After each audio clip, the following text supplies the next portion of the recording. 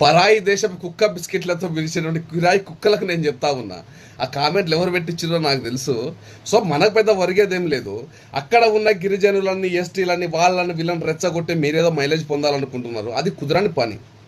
Okay, దామగుండంలో navy radar అవసరం. భారతదేశానికి అత్యంత అవసరమైనటువంటి ప్రాజెక్ట్ అది. దేశంలో ఉన్నటువంటి సబ్మెరియన్లకు అక్కడ నుంచి సిగ్నల్స్ వెళ్తాయి. అది మనకు అవసరము.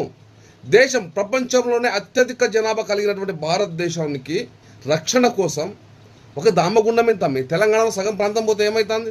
దేశం కోసం ఆ మాత్రం పని చేయలేమా? దేశం కోసం త్యాగం చేయలేమా? మళ్ళీ కుక్క బిస్కెట్ల కింద బద్దామా? అంటే ఇప్పుడు మీరు తీసుకుని బతుకుతున్నారు కుక్క బిస్కెట్లు. మాకు తెలుసు, పరాయి దేశం కిరాయి కుక్క బిస్కెట్లు బతాను, కానీ మేము అట్లా బతకదలుచుకోలే. నీలాంటి వాళ్ళని ఎండ గట్టి చీల్చి చెండడం తెలుసు. ఎందుకంటే నువ్వు చెడ్డీలు వేసుకోక ముందు నుంచి నేను కమ్యూనిస్టుని. అర్థమైందా? నువ్వు చెడ్డీలు వేసుకోక ముందు నుంచి కమ్యూనిస్టుని. నువ్వు ఇవాళ కమ్యూనిస్టువి, నేను 12 ఏళ్ల వయసులో కమ్యూనిస్ట్.